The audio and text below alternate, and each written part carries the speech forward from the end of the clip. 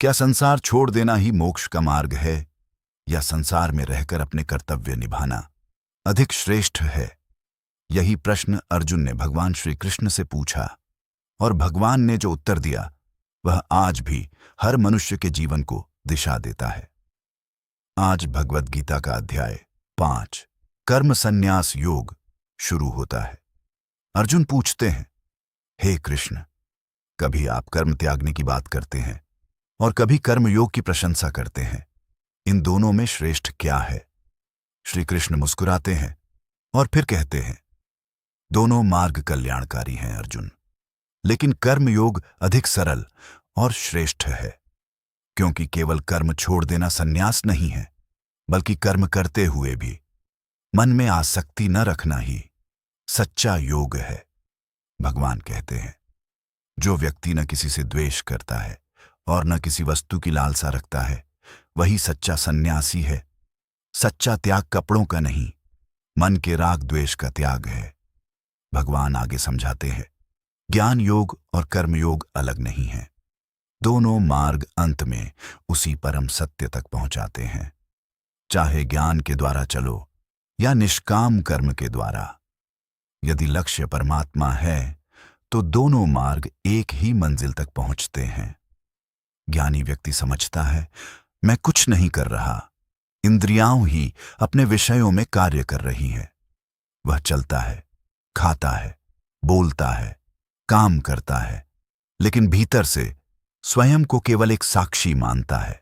जो व्यक्ति अपने सभी कर्म भगवान को समर्पित कर देता है और फल की आसक्ति छोड़ देता है, वह संसार में रहकर भी पाप से अछूता रहता है। ठीक वैसे ही जैसे जल में रहकर भी कमल का पत्ता भीगता नहीं।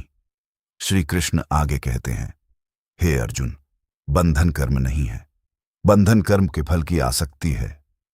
जो व्यक्ति हर काम केवल इच्छा और लालच के लिए करता है, वह बंध जाता है।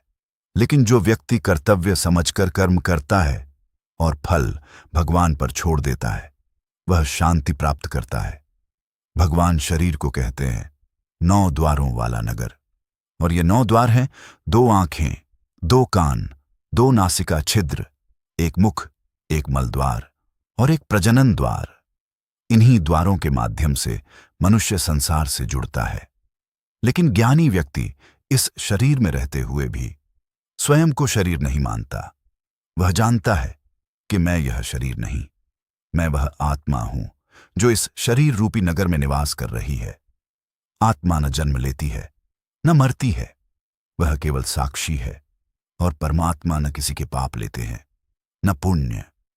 मनुष्य का ज्ञान ही उसे भ्रमित करता है, और जब ज्ञान का प्रकाश आता है तो अज्ञान का अंधकार मिट जाता है। सच्चा ज्ञानी हर जीव में एक ही परमात्मा को देखता है। ब्राह्मण हो, गाय हो, हाथी हो, कुत्ता हो या कोई गरीब व्यक्ति, सब में वही एक चेतना है, और यही संभव सच्ची आध्यात्मिक दृष्टि है। इंद्रियों के सुख शुरुआत में तो अच्छे लगते हैं, लेकिन अंत में दुख देते हैं, क्योंकि हर भोग का अंत निश्चित है। इसलिए बुद्धिमान व्यक्ति बाहरी सुखों में नहीं फंसता, वह भीतर के आनंद को खोजता है। जो मनुष्य शरीर रहते हुए ही काम और क्रोध के वेग को सहन कर लेता है, वही सच्चा योगी है, क्योंकि सबसे बड़ा युद्ध बाहर नहीं, मन के भीतर होता है। जो व्यक्ति भीतर ही आनंद खोज लेता है, जो आत्मा में ही रमण करता है, वही ब्रह्म निर्वाण अर्थात परम शांति प्राप्त करता है। आगे भगवान ध्यान योग का संकेत देते हैं और कहते हैं, इंद्रियों को नियंत्रित करना, मन को स्थिर करना, सांसों को संतुलित करना और इच्छा, भय और क्रोध से मुक्त होना। ऐसा योगी जीवित रहते हुए भी मुक्त होता है। अंत में श्री कृष्ण कहते हैं, जो मुझे सभी यज्ञों और तपों का भुक्ता, समस्त लोकों का स्वामी और सभी प्राणियों का सच्चा मित्र जान लेता है, वह परम शांति को प्राप्त होता है। संसार छोड़ना आवश्यक नहीं, आसक्ति छोड़ना आवश्यक है। इसीलिए कर्तव्य करो, लेकिन फल की चिंता मत करो। सब कर्म भगवान को समर्पित कर दो। यही कर्मयोग है और यही मुक्ति का मार्ग है। पर क्या मन को पूरी तरह नियंत्रित किया जा सकता है और कैसे ध्यान मनुष्य को परम शांति तक पहुंचाता है, जानिए अगले अध्याय में। और इसी के साथ समाप्त होता है भगवद गीता के अध्याय 5 कर्म संन्यास योग का दिव्य ज्ञान।